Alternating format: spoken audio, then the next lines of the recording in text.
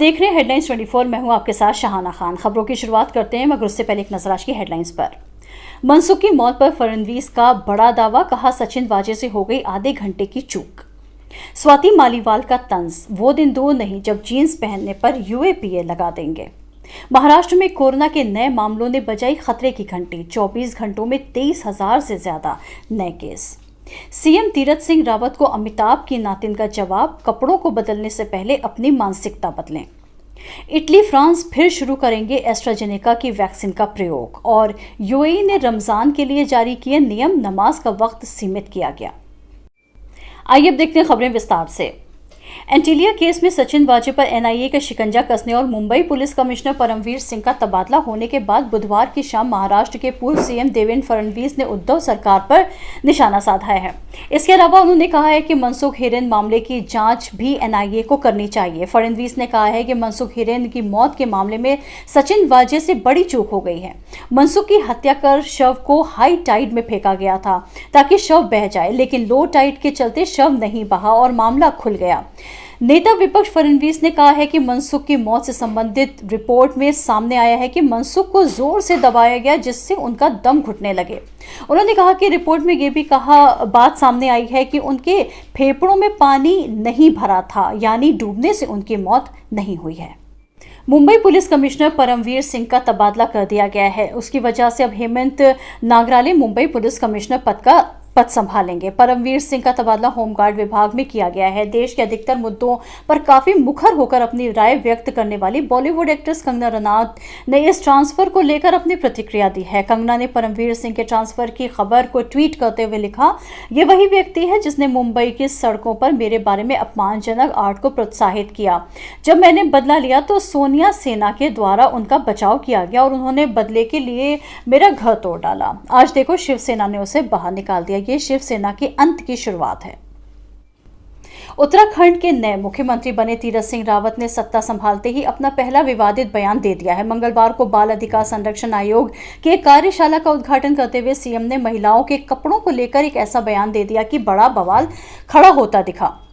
उनकी नज़रों में महिलाओं का फटी जीन्स पहनना संस्कार नहीं है। सीएम ने बयान में कहा है, आजकल महिलाएं फटी जीन्स पहनकर चल रही हैं।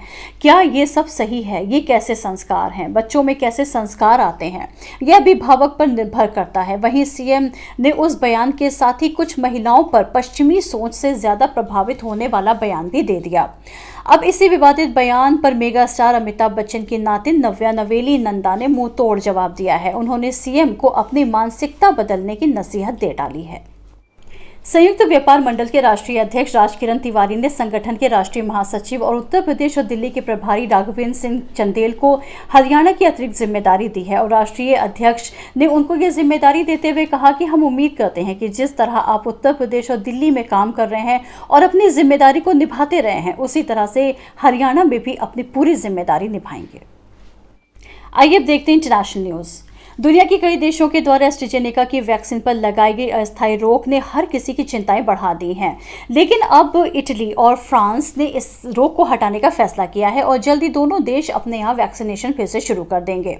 द सन की खबर के अनुसार इटली के प्रधानमंत्री मारियो ड्राघी ने फ्रांस के राष्ट्रपति इमैनुअल मैक्रों से इस बारे में चर्चा की और एस्ट्राजेनेका के इस्तेमाल को फिर से शुरू करने की बात कही है। दोनों देशों की ओर से कहा गया है कि वो सिर्फ यूरोपीय मेडिसिन एजेंसी के बयान का इंतजार कर रहे थे, जो अभी तक पॉजिटिव ही रहा है।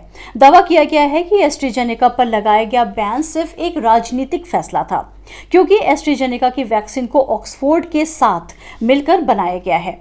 ऐसे में यूरोपीय देशों ने ब्रेक्जिट के कारण वैक्सीन पर रोक लगाई है, जो राजनीतिक कदम रहा है। बता दें कि करीब 2 दर्जन यूरोपीय देशों ने पिछले कुछ दिनों के भीतर ही एस्ट्राजेनेका की वैक्सीन पर अस्थायी रोक लगा दी थी। दावा था कि इस वैक्सीन के लेने के बाद कुछ लोगों के शरीर में खून के थक्के जम गए थे, जिसका काफी बुरा असर पड़ा था। संयुक्त अरब अमीरात ने कहा है कि वो कोरोना वायरस महामारी को देखते हुए सावधानी के तौर पर रमजान महीने के दौरान नए सुरक्षा नियमों को लागू करेगा। 13 अप्रैल को रमजान का महीना शुरू हो रहा है। मंगलवार को स्वास्थ्य मंत्रालय ने कहा है कि इस महीने के दौरान जो लोग एक घर में नहीं रहते उन्हें एक स्थान पर जुटना, आपस में पकवानों का लेन देन करने से बचना चाहिए। राष्ट्रीय आपातकालीन संकट एवं प्रबंधन प्राधिकरण ने कहा है कि समाज के स्वास्थ्य और सुरक्षा के लिए हम सभी को सलाह देते हैं कि रमजान के दौरान शाम की सभाओं से बचें, पारिवारिक यात्राओं को सीमित करें और घरों और परिवारों के बीच पकवानों के वितरण और आदान प्रदान से बचें। केवल एक ही घर में रहने वाले एक ही परिवार के सदस्य पकवान साझा कर सकते हैं। सत्ता पक्ष ना विपक्ष, हम दिखाएंगे आपको पूरा सच। आज के लिए बस इतना ही, कल फिर मिलेंगे। ताज़ा तरीन खबरों को देखने के लिए चैनल को लाइक करें, सब्सक्राइब करें, शेयर करें और कमेंट्स बॉक्स में जाकर आप हमें कमेंट्स भी कर सकते हैं। देखते रहिए हेडलाइंस 24।